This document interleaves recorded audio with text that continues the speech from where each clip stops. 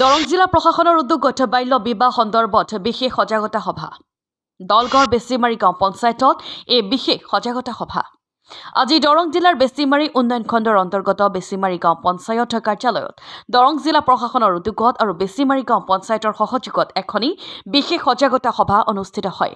সমাজত প্ৰচলিত বাল্য বিবাহ প্ৰতিৰোধ কৰাৰ উদ্দেশ্যে এই বিশেষ সজাগতা সভাখনি অনুষ্ঠিত কৰা হয়। বাল্য বিবাহ, কুসংস্কাৰ, নাৰী নিৰ্যাতন আদি ভিন্ন দিশ সামৰি এই বিশেষ সজাগতা সভাত আলোচনা কৰে বিশিষ্ট অতিথিসকলে। সভাত বেচিমাৰিৰ পাৰ্শ্বৱৰ্তী অঞ্চলৰ কেইবাখনো বিদ্যালয়ৰ 100 ছাত্ৰ-ছাত্ৰীৰ লগতে অভিভাৱক উপস্থিত থাকে।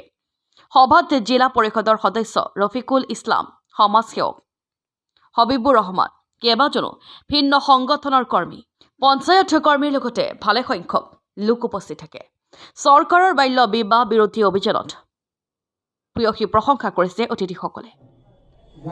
আজি আমাৰ বেচিমাৰি গাঁও পঞ্চায়তত দৰং জিলা প্ৰশাসনৰ নিৰ্দেশত এখনি বাল্য বিবাহৰ ওপৰত সজাগতা সভা অনুষ্ঠিত হয় আৰু এইখন সভাত যথেষ্ট ৰাইজ উপস্থিত আছিল, ছাত্ৰ-ছাত্ৰী উপস্থিত আছিল, বিশেষকৈ ছাত্ৰীসকল উপস্থিত আছিল আৰু এই সভাত আমি যথেষ্টখিনি আমাৰ বক্তাসকলে এই বাল্য বিবাহৰ ওপৰত আলোকপাত কৰে আৰু আজিৰ সভাত গোটেইখিনি ছাত্ৰীসকলে আজি প্ৰতিজ্ঞাবদ্ধ হৈ যায় যে তেওঁলোকে মানে কম বয়সত বিয়া নহয়, 18 বছৰৰ তলত বিয়া নহয়, তেওঁলোকে মানে নিজকে উপযুক্ত বনাইহে বিয়া হ'ব লাগিব।